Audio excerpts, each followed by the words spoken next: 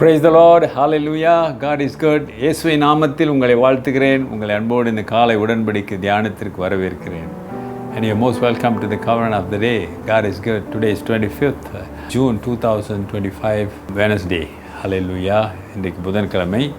ஆண்டவர் ஞானஸ்நானம் எடுத்து சாத்தானாலே சோதிக்கப்பட்டு இப்பொழுது அவர் ஊழியத்தை ஆரம்பிக்கிறார். அருமையானவர்களே, கிறிஸ்தவ வாழ்க்கையிலே ஆயத்தம் இருக்க வேண்டும்.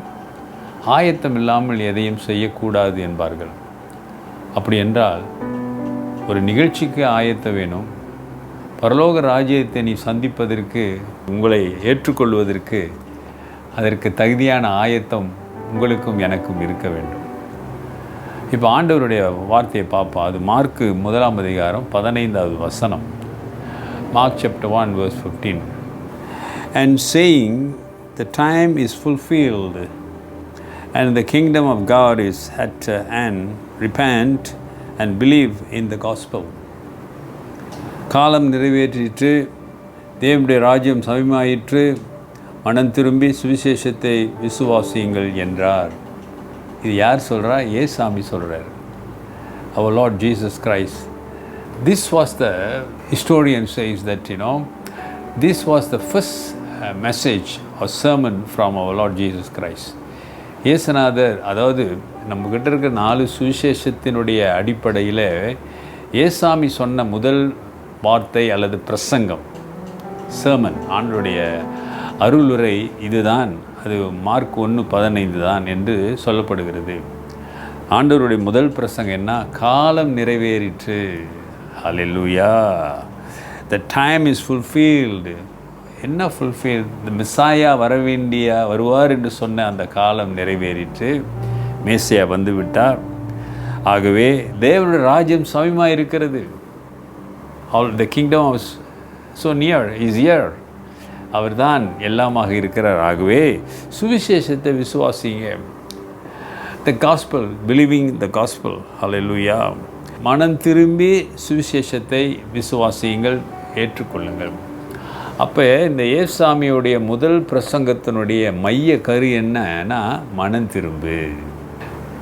திரும்பி இயேசுவை நீ நம்பி ஏற்றுக்கொண்டு அந்த ராஜ்யத்துக்கு போவதற்கு நீ மனம் திரும்பி இயேசுவை ஏற்றுக்கொண்டு அவர் பிள்ளையாக வாழு, அவரை ஏற்றுக்கொள்ளு. அல்லேலூயா.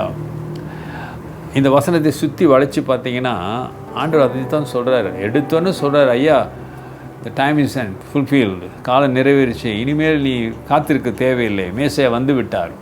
இனி மேசையாவுடைய அறிவுரையை கேட்டு, ஆமாம் தானே, அவர் சொல்லுகிற ஆலோசனை கேட்டு, வார்த்தையை கேட்டு, அதன்படி நீ விசுவாசித்து மனம் திரும்பி கீழ்ப்படியும் பொழுது ஆண்டவருடைய ராஜ்யத்துக்குள்ளே பிரவேசிப்ப. அப்போ விசுவாசித்து மனம் திரும்ப வேண்டும், மனம் திரும்பி விசுவாசிக்க வேண்டும். ரெண்டும் கலந்தது தான். ஆண்டவரை அறிய நீ மனம் திரும்புவாய், மனம் திரும்ப நீ ஆண்டவரை அறிவாய். அல்லேலூயா. அப்போ இயேசுவை விசுவாசிப்பதற்கு, இயேசுவை ஏற்றுக்கொள்வதற்கு அந்த மனம் திரும்புதல் அவசியமாக இருக்கிறது. நிறைய பேர் இயேசுவை நம்புகிறாங்க. சர்ச்செல்லாம் பார்க்க ரோட்டில் போகிறவங்க சர்ச்சை பார்த்தோன்னே அப்படி தலையை ஒரு குனிஞ்சிட்டு போவாங்க. ஒரு ஆனர் பண்ணுறாங்க, ஒரு மரியாதை செலுத்துகிறாரு. ஒரு சிலுவையை பார்த்துட்டா அது ஒரு ஆனர் பண்ணுறாங்க. அதில் ஏற்றுக்கொள்வது, அதில் விசுவாசம். மனம் திரும்புதல் என்பது உன்னுடைய எல்லா பழைய வாழ்க்கை, நம்பிக்கை எல்லாவற்றையும் தூர இருந்து அப்படியே இயேசுவை பற்றி கொள்ளுகின்ற ஒரு தன்மை வாழ்க்கை தான். அன்பின் சகோதரனே, சகோதரியே, ஆண்டவருக்கு ஒன்று ஒப்புக்கொடு. காலம் நிறைவேறிட்டு இன்னைக்கு கிருபையின் காலத்திலே நீயும் நானும் வாழ்ந்துகிட்டு இருக்கிறோம். அந்த கிருபையில நிரப்பப்பட்டவர்களாக, அந்த கிருபையை அனுபவிக்கிற ஜனமாக விசுவாசத்துல நல்ல ஒரு ஓட்டம் ஓடுவோம். சுவிசேஷத்தை நம்ப வேண்டும், ஏற்றுக்கொள்ள வேண்டும். அவர்தான் ஆதியும் அந்தமும், அல்பா ஒமேகாவா இருக்கிறார். அவரை பொறுத்து கொள்ளுங்க.